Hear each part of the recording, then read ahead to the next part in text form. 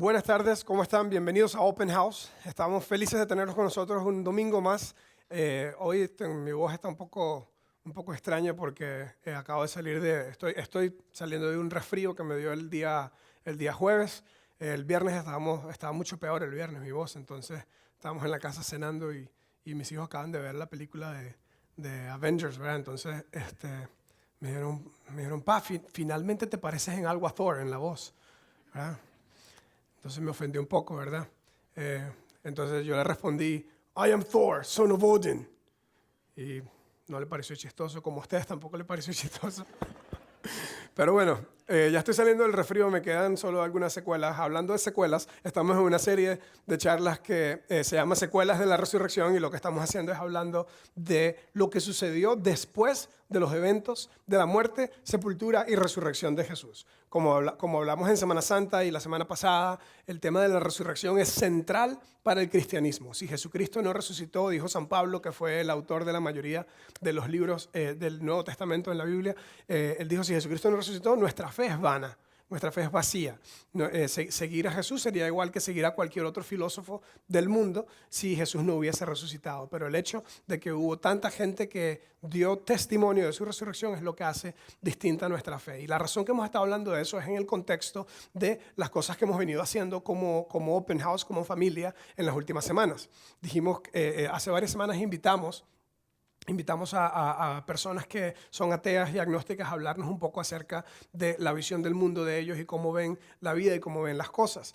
Y parte de la razón, parte del ejercicio era escuchar, pero también al mismo tiempo creo que nos toca a nosotros saber por qué creemos lo que creemos. ¿Okay? Entonces lo que decidí hacer era que en esta serie de charlas, después de la resurrección, hablar cuáles son las implicaciones que tuvo en el cristianismo, en la historia del cristianismo, y lo que sucedió después que Jesús resucitó. Dijimos en las charlas pasadas, a manera de repaso, dijimos que el cristianismo en el que la mayoría de nosotros crecimos estaba basado en lo que me enseñaron desde niño, lo que me enseñaron en el catecismo, lo que me enseñaron en la escuela católica a la que crecí, a la que fui, lo que me enseñaron en la iglesia evangélica, como en mi caso, que crecí yendo a la iglesia evangélica desde muy pequeño, o lo que la Biblia dice. ¿Verdad? Lo que la Biblia dice era básicamente lo que te enseñaba la maestra de escuela dominical o la monja o el sacerdote que te enseñaba, te decía, esto es lo que la Biblia dice y esto es lo que usted tiene que hacer. Y esto nos servía durante el tiempo de la niñez y la adolescencia un poco, ¿ok? Y después de la adolescencia, cuando comenzaron algunas preguntas, esto en cierta forma no soporta el escrutinio. Esta idea de que lo que me enseñaron y lo que la Biblia dice no es suficiente para tener una fe verdaderamente robusta. ¿Ok? Y especialmente en la era que vivimos, que estamos en la era de la información. Con un par de clics puedes conseguir información de lo que quieras. Entonces no es suficiente decir la Biblia dice esto y por eso hay que hacerlo, porque alguien te puede venir a decir que hay un error en la Biblia. Alguien te puede venir a decir que hay una incongruencia o alguna inconsistencia en la Biblia. Especialmente porque la Biblia, y yo traje una de mis Biblias hoy, de hecho traje dos libros, ahorita le voy a hablar más de este. Este es el libro gordo de Petete. No, mentira, este no es el libro gordo de Petete, este es un comentario de la Biblia y esta es mi Biblia de estudio. Estos dos libros que tengo aquí, ahora, estos son 66 libros, ¿verdad? La Biblia significa biblioteca. Pero estos dos, en cierta forma, son mis libros favoritos, ¿ok? Estudiar la Biblia, y es muy raro porque a mí me encanta leer la Biblia y cuando no aparezco como un santo, ¿verdad? No hago lo que dice, ¿ok? No estoy diciendo que hay que ser igual que ustedes, tampoco hacen lo que la Biblia dice. Ustedes ni hacen lo que dicen ni la leen, así que yo tengo más puntos, ¿verdad? No, mentira. El punto es que a mí en realidad me gusta la historia y me gusta aprender y me gusta leer. Entonces, estos dos son mis dos libros favoritos. Este es un comentario de la Biblia, ahorita les voy a hablar más acerca de ese, y este es mi Biblia de estudio, que es básicamente un hombre que se llamó Ryrie, era su apellido Ryrie, esta es la Biblia de estudio de Ryrie. Él se dedicó a estudiar la Biblia por muchos años, varias décadas, y después fue escribiendo algunos comentarios en cada uno de los textos. Entonces, el punto es, la mayoría de nosotros nos enseñaron el cristianismo, nos decían, eso es lo que la Biblia dice, ¿ok? Y eso es lo que hay que hacer. Y en la mayoría de los casos ni la leíamos, y si la leíamos tampoco la practicábamos necesariamente. Y si la leíamos a veces no entendíamos. La Biblia está dividida en dos partes fundamentales. A ver, los teólogos en la primera fila. El Antiguo, con confianza, Antiguo Testamento, aquí están algunos muy estudiosos, y el Nuevo Buenísimo, ya tienen puntos por participación. Antiguo Testamento y Nuevo Testamento. Entonces, las cosas que del Antiguo Testamento a veces no las entendemos, son un poco raras. La semana pasada leímos un texto del Antiguo Testamento que decía que si un hombre y una mujer están peleando y, dos hombres están peleando y si un hombre y una mujer están peleando no se metan, ¿ok? Pero si dos hombres están peleando y la mujer de uno de ellos para rescatar a su marido agarra al otro, agarra, de eso estaba en la Biblia, lo leímos, agarra al otro por las partes privadas, ¿verdad? Que le debían cortar la mano, porque eso no se toca, ¿ok? Entonces, eso está en el Deuteronomio, que es uno de los mandamientos de la ley de Moisés. Un poco extraño, ¿verdad? Eso está aquí en la Biblia, ¿ok? Entonces, hoy en día no se hace eso, se le da un rodillazo en las partes privadas y con eso está suficiente. El punto es que no nos enseñaron, la Biblia dice, pero no nos enseñaron a entender y a estudiar bien la Biblia. Y a veces alguien puede encontrar una incongruencia o una inconsistencia y derrumba nuestro castillo de naipes. Entonces no podemos estar basados solamente en esto. Aparte de eso, decidimos estudiar algunas cosas después de la resurrección de Jesús para poder sacar ciertas conclusiones que tienen mucha relevancia para nosotros hoy. A manera de repaso, también dijimos básicamente que hemos estado estudiando el fundador de nuestra fe, que es Jesús. El cristianismo comenzó con Jesús, Él fue el fundador de la fe, por eso se llama el Nuevo Testamento. De hecho, la palabra testamento significa pacto. Cuando alguien hacía un testamento en los tiempos antiguos, hoy hay otros nombres más modernos para esta palabra, pero cuando alguien hacía un testamento era un pacto que estaba haciendo para que se hiciera su voluntad después de su muerte. Entonces, la palabra pacto significa, la palabra testamento y pacto son intercambiables, son dos palabras que significan lo mismo. Entonces, el antiguo pacto o el antiguo testamento era de la ley de Moisés y era un pacto temporal y un pacto entre Dios y un grupo de personas. ¿Okay? Ese grupo de personas, otra vez los que son expertos en Biblia, ese grupo de personas era la nación de Israel, la nación judía, la nación hebrea. Dios escogió a un hombre que se llamó Abraham. Abraham fue el patriarca de Israel, ¿verdad? Tuvo un hijo que se llamó Isaac. Isaac tuvo un hijo que se llamó Jacob. Jacob tuvo 12 hijos. Esos 12 fueron las 12 tribus de Israel. Y toda la historia de la primera parte de la Biblia, a partir del capítulo 12 de Génesis hasta Malaquías, es la historia de Dios trabajando con un programa, una nación, un grupo de personas. Y el plan de Dios era que a través de ese programa, como le prometió a Abraham en Génesis 12, capítulo 12, versículo 5, bendeciré a quién, a todas las naciones. Dios siempre ha sido un Dios para todos. Dios no es un Dios excluyente. Dios es un Dios inclusivo y un Dios de todos. ¿Okay? Desde el puro principio, desde el Génesis, le dijo a Abraham, a través de esta nación va a venir una persona que va a bendecir a todas las naciones, y se refería a Jesús. El Nuevo Testamento es la parte que nos habla de la historia de Jesús. Entonces dijimos, el fundador es Jesús y el fundamento es su resurrección. Ahora, la razón que les traje este otro libro era para rajar un poco de mi lectura. No, mentira. De hecho, lo tengo en mi mesita de noche y leo todas las noches un poquito, aunque tengo que confesar que cuando encuentro una buena serie, dejo un poco tirado al libro. Entonces, cuando estaba viendo la serie de Vikings, el libro estaba abandonado. Y ahorita estoy viendo una serie que se llama The Good Doctor. ¿Alguien ha visto The Good Doctor? ¿No? Soy mi esposa y yo los únicos que estamos locos con estos temas.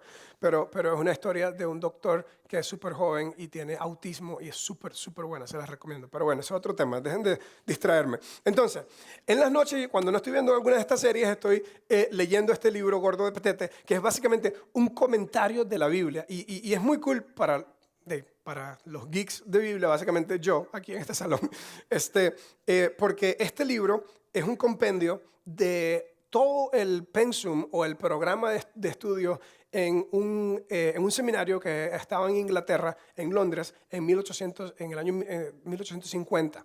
Y el fundador de ese seminario se llamaba Charles Spurgeon. Y este es un libro que se sacó básicamente de lo que ellos utilizaban para entrenar a los que enseñaban Biblia. Entonces, este fue parte de mi curso en el seminario, fue estudiar este libro. Entonces, hay una parte que me llamó demasiado la atención, especialmente porque estamos estudiando lo que sucedió justo después de que Jesús resucitó y sus discípulos se quedaron a cargo del Chinamo, a cargo de todo el movimiento cristiano, ¿verdad? Entonces, mira lo que dice esta parte de este comentario. Dice, aquí está, dice, no es necesario saber mucho para poder estar espiritualmente fuerte. Dice, sino que es importante que lo que se sepa sea de vital significado. Y lo que está diciendo es, los apóstoles y los primeros discípulos no sabían muchas cosas, pero lo que sí sabían trajo increíble cambio en un tiempo muy corto. A mí me parece que esa frase es muy poderosa. Y luego dice 4 cosas que era, según él, el credo de estos primeros discípulos de Jesús. 4 cosas que era lo que ellos sabían. Él dice, eran personas, incluso una parte del libro de los Hechos dice que eran personas sin letras y del vulgo. Era una forma de decir, eran unos analfabetas, eran unos ignorantes, no eran estudiados, era muy caro estudiar. Hace 2000 años es caro estudiar hoy también, pero era muy caro estudiar. No había universidades públicas, no había acceso a la educación. Entonces estudiar era algo muy caro y muy difícil. Y la mayoría de la gente tenía que hacer un oficio o algún trabajo y no tenían necesariamente la oportunidad de estudiar. Entonces los discípulos de Jesús no habían estudiado. Eran hombres sin letras, eran hombres que no habían tenido oportunidades de estudiar. Y este hombre va y hace una lista de qué era lo que ellos sabían, que logró que en 70 años el cristianismo saliera de un rinconcito del mundo en Israel a todo el mundo conocido en aquel momento en el Imperio Romano. ¿Qué fue lo que logró hacer eso? Él dice, no importa cuánto uno sabe, y estamos en la era del saber, en la era de la información. Con un par de clics, como dije, tenemos información a todo lo que queramos. No importa cuánto uno sabe, sino el significado de las cosas que sabe. ¿Qué era lo que sabían los discípulos? Los primeros apóstoles, los 12 apóstoles, la palabra apóstol significa enviado. Hoy muchas iglesias cristianas han tergiversado eso para crear una especie de jerarquía. Aquí no creemos en jerarquía, los que enseñamos, los que tenemos liderazgo dentro de la iglesia somos los primeros servidores, eso es lo que la Biblia enseña realmente. Y más bien, así igual como se ha hecho jerarquía en la iglesia católica, en la iglesia cristiana se le ha dado estos nombres de apóstol a los que enseñan y les dan cierto privilegio. La palabra apóstol simplemente significa alguien que tiene una misión, como si era un misionero, porque apóstol significa enviado, eso es lo que significa. Y los primeros 12 Jesús los envió, entonces por eso se le llamaba apóstoles, y luego los otros eran discípulos. ¿Qué era lo que sabían esos 12 apóstoles y los primeros discípulos de Jesús? Que trajo un gran impacto al mundo entero. Y una secta del judaísmo que se suponía que no debía salir de Jerusalén, salió al mundo entero y hoy 3 partes del mundo son cristianos 2000 años después. ¿Qué era lo que ellos sabían? Un credo muy simple. El libro lo enumera, yo se los puse aquí en la pantalla. Ellos sabían, Jesús es el Mesías. Era innegable que Él fue el Mesías, el que Dios había prometido. Mesías significa ungido. Esto lo tradujeron después al griego. Mesías venía de una palabra hebrea que significaba ungido. Esto lo tradujeron después al griego y pusieron Cristos. Entonces a Jesús le decían el Cristo. El Cristos, le decían que era básicamente ungido del hebreo. Jesús era el Cristo o el ungido, el especial de Dios. Su muerte era redentora. Él murió para perdonar los pecados de la gente, porque eso fue lo que Jesús dijo. Él dijo que Él iba a pagar los pecados de todo el mundo. Y luego había resucitado porque ellos lo habían visto, aunque no esperaban que iba a resucitar, Él resucitó. Y por último, por su espíritu estaba presente con ellos. Entonces, este era el credo principal. La doctrina que tenían o la enseñanza que tenían era el amor. El amor, porque Jesús agarró los 613 mandamientos de la ley judía, donde uno era el que hablamos la semana pasada, el pleito entre los dos maes y viene la mujer, etc. Todos los mandamientos del Antiguo Testamento, todo esto, Jesús dijo, y no es que no es importante y no es que no hay que leerlo, y yo leo y enseño de esto porque hay cosas maravillosas aquí. Pero Jesús dijo, todo esto, esta parte no estaba todavía, se escribió un par de décadas después de Jesús.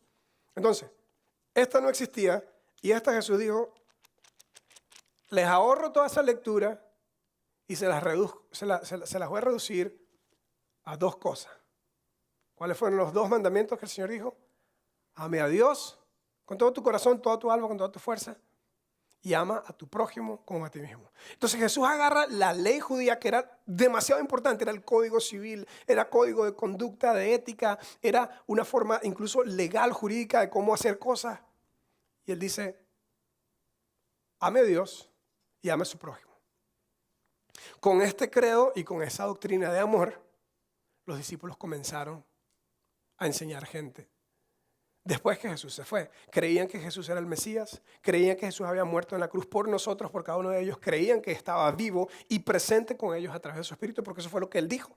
Y cuando una persona muere y predice que va a resucitar y resucita, uno le cree todo lo que dice.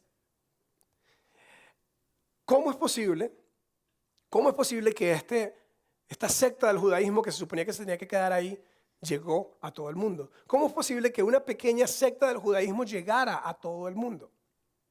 A través de este mensaje, con ese credo y con esa doctrina de amor.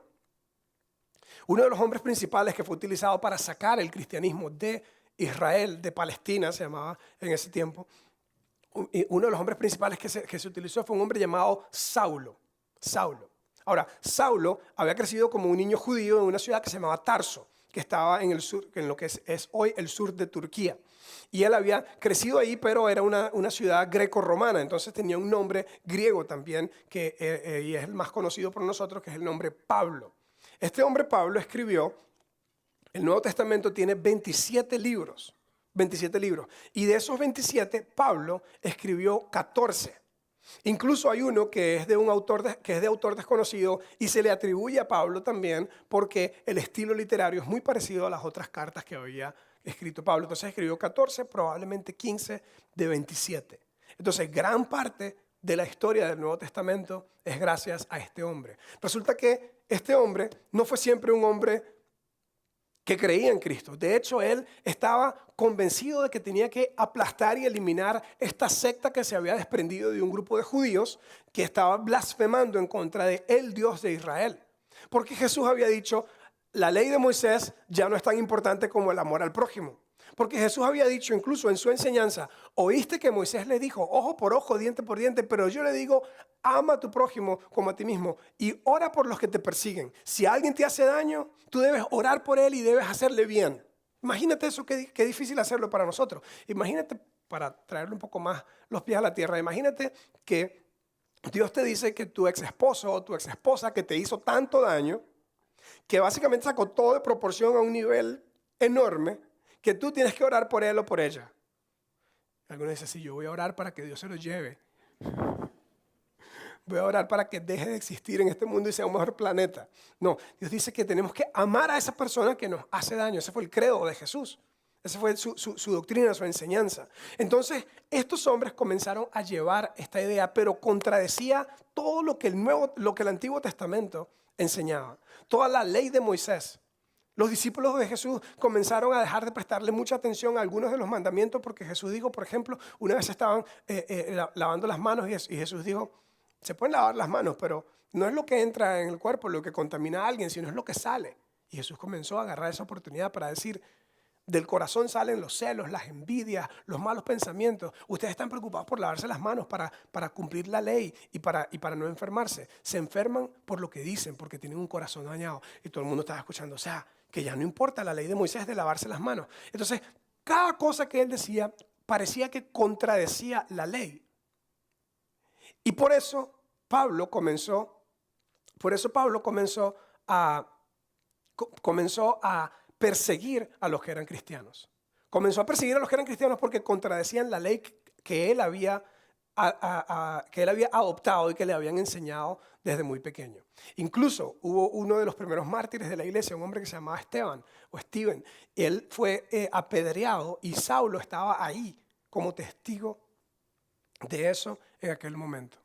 Y después se dedicó a perseguir por todos lados a un pequeño grupito que estaba creciendo, que se llamaban los seguidores del camino. Mira, esto está en el libro de Hechos, que es el libro que estamos estudiando. Mira lo que dice la historia. Dice, mientras tanto, Saulo, respirando aún amenazas de muerte, mira cómo lo dice Lucas. Esto lo escribió Lucas probablemente en el año 50 o 60 después de Cristo, solamente una década o algo por el estilo después de estos eventos. Entonces Lucas está diciendo, Saulo respiraba amenazas de muerte, querían matar a los que seguían a Cristo, a los discípulos del Señor.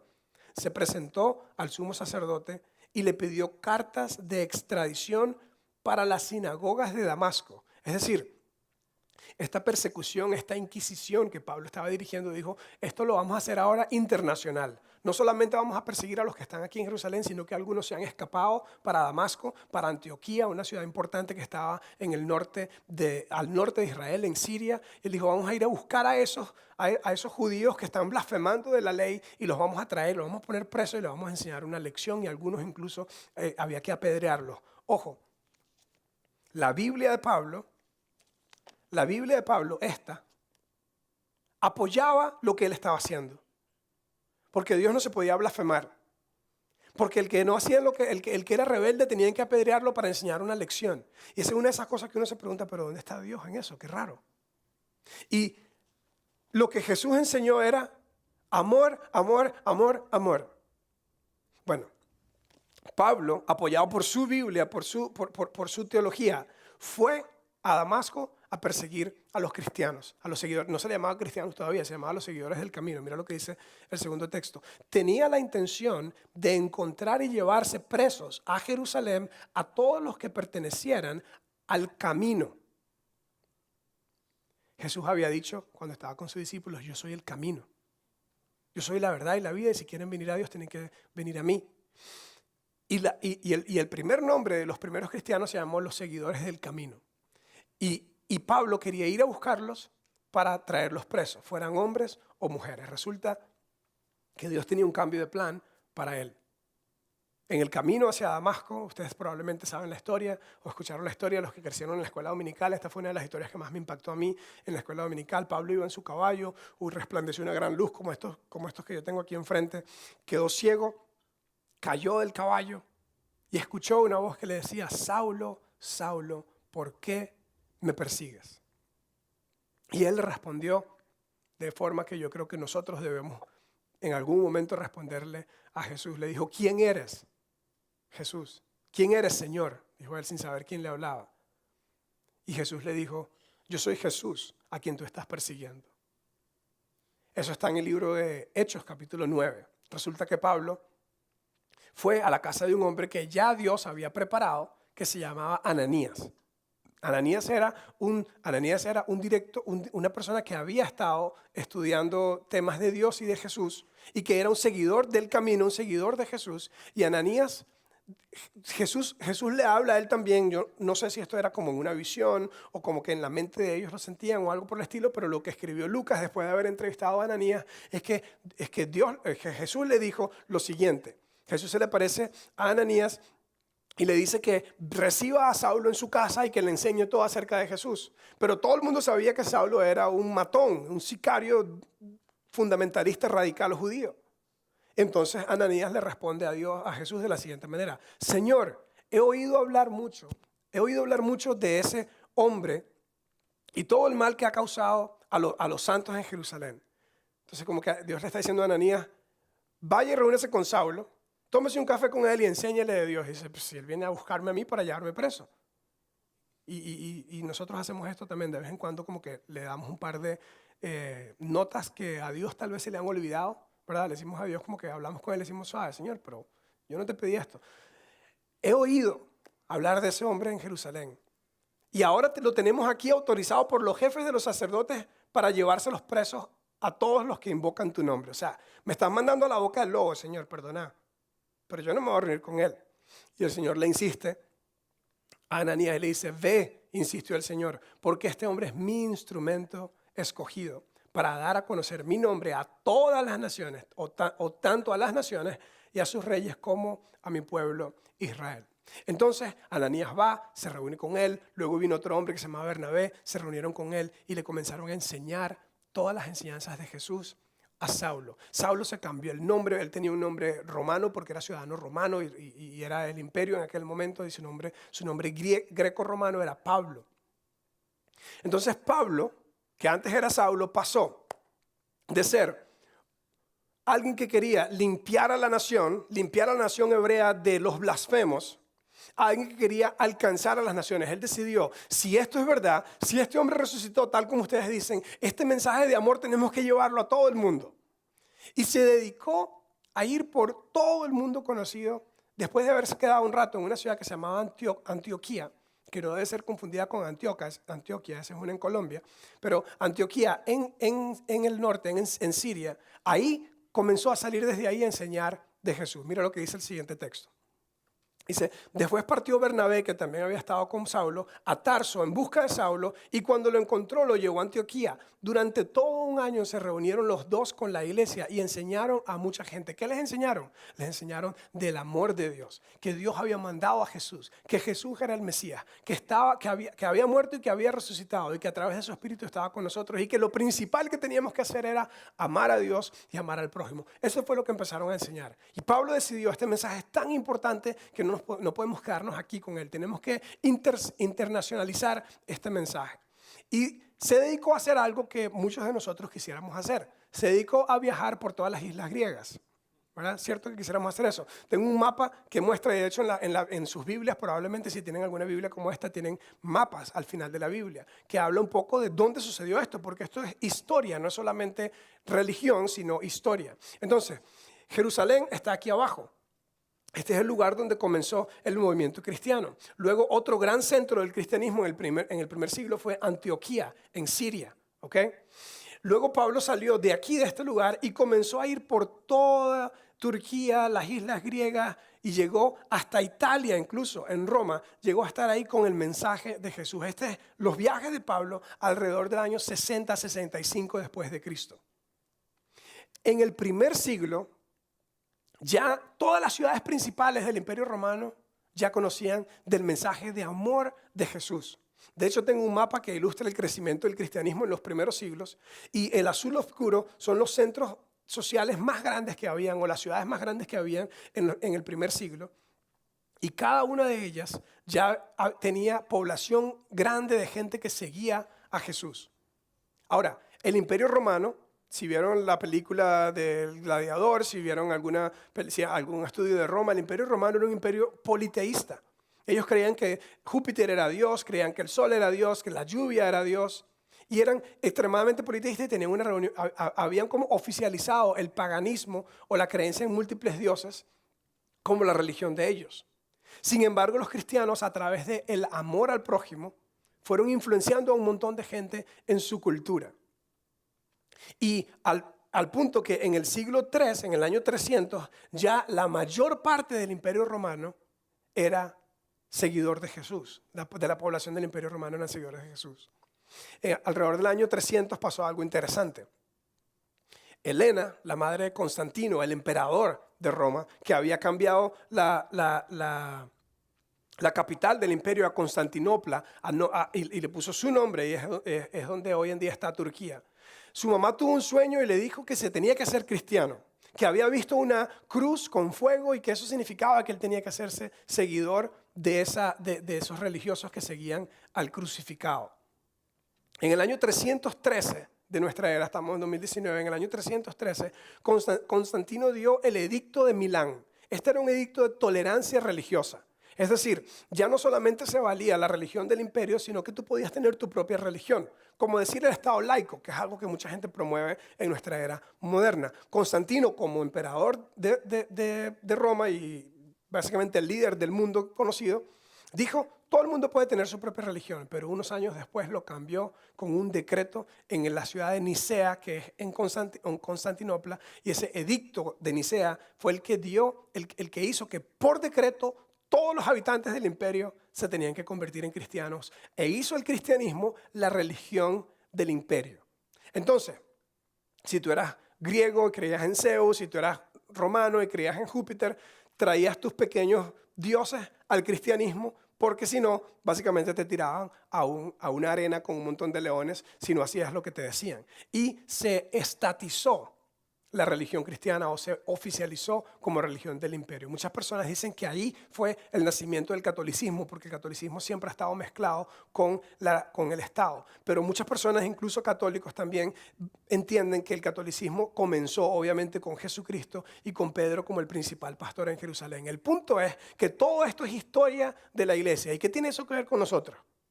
Julio, muchas gracias por la clase de historia, ¿verdad? Yo hubiese podido ir al History Channel o a YouTube y me hubiese ahorrado todo esto. ¿Qué tiene que ver esto con nosotros? Tiene mucho. Y al final les voy a dar un par de implicaciones.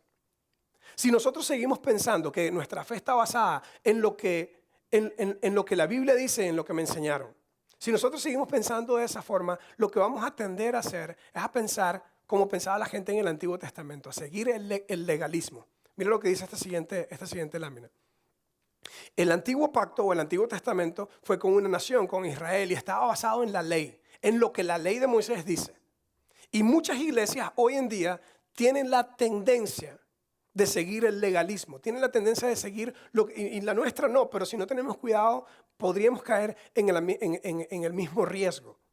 El Antiguo Testamento estaba basado en la ley y era un pacto que Dios había hecho con una nación que se llama Israel y le dio incluso una ley. El nuevo pacto que es de Jesús es un pacto para todas las naciones y la forma como la Biblia lo dice es para todo el que cree, para toda persona que cree. La conclusión de esta parte es la siguiente: el cristianismo, y la razón que le estoy contando toda esta historia, el cristianismo tiene un carácter católico, y católico significa universal, eso es lo que significa esa palabra, tiene un carácter universal, católico y misional, donde cada uno de los seguidores de Jesús tenían la misión de ayudar a otros a conocer a través de él. Pero ¿cómo fue que lograron hacerlo? ¿Cómo fue que lograron llenar el mapa del Imperio Romano, que era pagano o politeísta, a que se hiciera cristiano? La razón que lograron hacerlo no fue a la fuerza, sino a través del amor. De hecho, la forma como lo puse aquí fue la expansión inicial del cristianismo fue expresada, fue lograda a través del amor. Y una vez más, toda esta historia que tiene que ver contigo y conmigo. Yo creo que esto nos deja algunas implicaciones importantes. Nos deja algunas implicaciones como grupo, los que llaman a Open House, su iglesia, los que han decidido seguir a Jesús como comunidad, es parte de lo que nos ayuda a crecer y a tener una mejor vida. Tiene una implicación importante porque hoy estamos en el año 2000 y este movimiento no empezó con nosotros y no va a terminar con nosotros, pero hay un lugar para nosotros. Este movimiento llamado cristianismo no empezó con nosotros, empezó con Jesús en un lugar lleno de polvo y tierra en Jerusalén. Y no va a terminar con nosotros, va a seguir después de nosotros, pero hay un lugar para nosotros donde podemos encontrar nuestro propósito, donde podemos encontrar sentido a la vida, donde podemos encontrar significado de llevar el amor que Jesús nos enseñó que lleváramos. Entonces, la implicación colectiva es: la iglesia es la esperanza del mundo. La iglesia, no la iglesia como institución, no la iglesia como religión, sino una comunidad de personas que creen en Jesús y creen que lo más importante debe seguir siendo lo más importante. Un grupo de personas que creen ese credo simple, que Jesús es el Mesías, que murió y resucitó, que está con nosotros y que su principal enseñanza fue amar a Dios y amar al prójimo. No hay que saber mucho para estar espiritualmente saludable. Lo que hay que hacer es estar bien profundo en lo que uno sabe. Entonces yo creo que si tú eres seguidor de Jesús, si tú eres cristiano, debes llegar al punto donde tienes que entender: la iglesia es la esperanza de la sociedad, es la esperanza del mundo. Cuando alguien tiene un problema, ¿a dónde va a ir? Cuando alguien tiene un gran problema, si se te daña la computadora, vas a un taller que te arreglen la computadora. Si tienes problemas de tu corazón, si tienes problemas de espiritualidad, si tienes problemas en tus relaciones, problemas emocionales, ¿a dónde vas a ir? El principal lugar debe ser la iglesia, donde la gente encontrando a Dios comienza a encontrar propósito para la vida y sanidad emocional y espiritual para tener una mejor vida aquí y ahora. Esa es gran parte del rol que tiene la iglesia en reparar el mundo. La iglesia cristiana a través de todos los siglos y la iglesia católica también han construido hospitales, han enviado misioneros y misioneras por todas partes del mundo para ayudar. ¿Por qué? Porque ese fue el gran amor de Dios de Jesús que dijo: amen a Dios y amen al prójimo. Entonces yo creo que hay una implicación colectiva, y es que si tú eres parte de esta comunidad, tienes que estar preguntándote: ¿cuál es mi parte en la iglesia? Ahorita voy a hablar un poquito más de esa. La implicación individual es: la principal medida de devoción a Dios es el amor. Nosotros los que somos creyentes no podemos almacenar odio contra nadie. No podemos. La razón que el cristianismo salió de Jerusalén a Antioquía, a todo el Mediterráneo, fue porque los cristianos comenzaron a amar sin discriminación. Comenzaron a amar a gente que eran diferente a ellos, que creían diferente a ellos, que se comportaban diferente a ellos. Y Jesús les había dado una serie de enseñanzas, y en el Nuevo Testamento hay una serie de instrucciones para nosotros, y aquí siempre estamos hablando de ellas, para las relaciones, para la convivencia, para un montón de cosas. Pero la principal regla, la fundamental regla es el amor. Jesús dijo: si no se acuerdan de nada de lo que dije, no se les olvide amar a Dios y amar al prójimo. Entonces, Voy a tomar un poquito de este té porque probablemente lo estoy aturdiendo con mi voz de Thor. Implicación colectiva, implicación individual. Como grupo, eres parte de una iglesia que, en mi opinión, es la esperanza de la sociedad. Y por dicha, en Costa Rica hay muchas iglesias que están haciendo su parte en traer esperanza a relaciones quebradas, a gente en necesidad. Pero la iglesia funciona como cualquier equipo a nivel que cada persona asume su rol. Entender que no puedo decir que soy devoto de Dios si no expreso amor a los demás. Entonces les voy a dejar con dos conclusiones de esto. ¿Cómo estoy participando en la iglesia?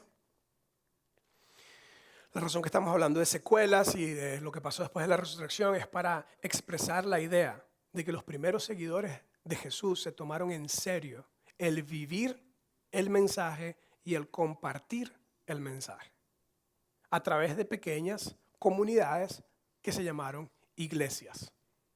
En algún momento la iglesia se convirtió en institución, en algún momento la iglesia se convirtió en jerarquía, en algún momento de nuestra era moderna se convirtió en superstición y se convirtió en locura. Pero al puro principio eran gente como tú y como yo. Algunos creían en Zeus, algunos creían en Júpiter, algunos no creían en nada, creían en la plata. Hoy tenemos muchos de esos aquí. No aquí no, obviamente. Pero aquí en el mundo en el que vivimos. Gente que no creía en nada, simplemente en trabajar y en producir. Y cristiano por cristiano fue hablándole del amor de Dios y demostrando el amor de Dios.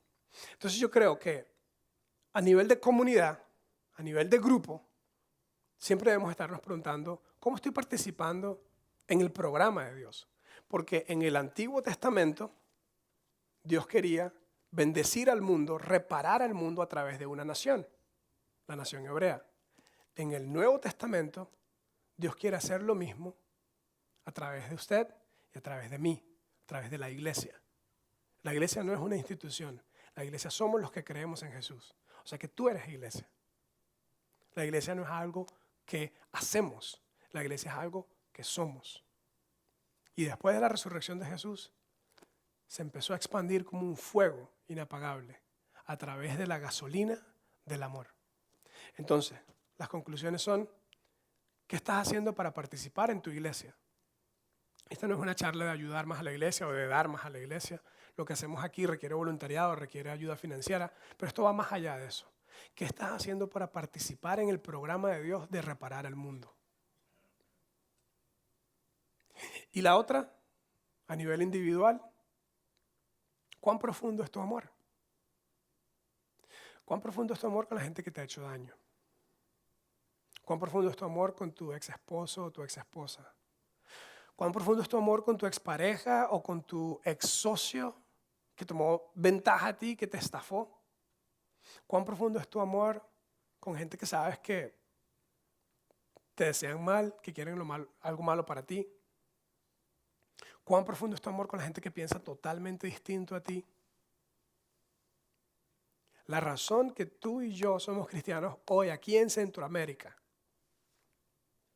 es porque gente como Pablo, que cuando era Saulo era un fundamentalista radical, se decidió a ser una persona que llevaba el amor de Dios de forma radical. Y por cierto, fue Pablo el que nos escribió esa joya literaria que se recita en la mayoría de las bodas, en 1 Corintios 13, que dice, si yo hablase lenguas humanas o angelicales y no tengo amor, de nada me sirve. Si tuviese toda la fe y toda la ciencia y toda la profecía, de manera que trasladase los montes y no tengo amor, nada soy. Si entregase mi propio cuerpo para ser quemado y no tengo amor, de nada me sirve. El amor es sufrido, el amor es benigno, es bondadoso, no tiene envidia, no es jactancioso, no hace nada indebido. El amor nunca deja de ser. Y qué lindo es escuchar esas palabras cuando dos personas llegan al altar, y qué lindo es escuchar esas palabras de alguien enseñando la Biblia en un lugar como este, pero qué difícil es ejercitar el amor cuando alguien te estafó, Qué difícil es ejercitar el amor cuando alguien tiene un problema que te causó mucho daño y que había mucho en juego. Tu reputación estaba en juego, dinero estaba en juego. Qué difícil es ejercitar ese amor del que Pablo hablaba radicalmente cuando alguien le hizo daño a tus hijos a través de una relación tan disfuncional. Y fue igual, con todo y eso, fue el amor lo que convenció a un mundo pagano de que el mensaje de Jesús era verdad.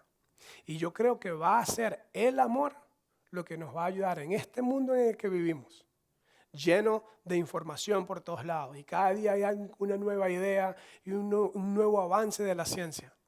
Pero si nuestra participación en el programa de Dios está activa y si nuestro amor está profundo, creo que no tenemos nada de qué preocuparnos. Sigamos siendo un puente y sigamos siendo encendedores de luces para que la gente se acerque a Dios.